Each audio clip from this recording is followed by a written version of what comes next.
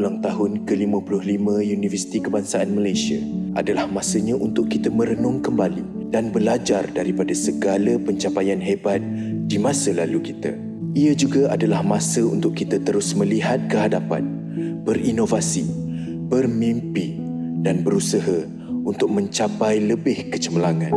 Kita telah melalui perjalanan yang panjang selama 55 tahun. Dalam tahun ke-55, sempena sambutan Jubli Zamrud UKM, kita meraihkan warga kita. Warga UKM bersama-sama kita adalah masa depan dan kita akan terus memberikan impak besar di dalam setiap sudut di seluruh dunia. Penyelidikan kita akan mengubah kehidupan dan meningkatkan sempadan pengetahuan. Tetapi tidak kira apa yang bakal mendatang buat warga UKM, kita akan sentiasa mengingati perubahan dalam diri kita, cara kita berkembang, perkara-perkara yang kita pelajari, rakan-rakan yang kita perolehi yang menjadikan diri kita hari ini.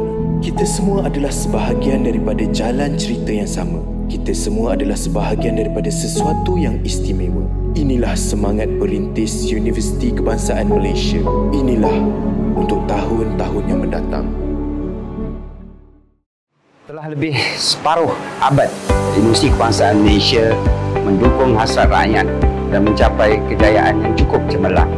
Dan Alhamdulillah, tahun ini Universiti Kebangsaan Malaysia akan menyambut perayaan Jubli Zamrudnya yang ke-55. Dan kita yakin Universiti Kebangsaan Malaysia dengan hasrat rakyat yang tinggi akan dapat teruskan kecemerlangannya dengan penuh integriti dan membina negara yang lebih baik. Selamat ulang tahun UKM yang ke-55. Semoga terus maju dan menerobos untuk menjadi nombor 1 di Malaysia.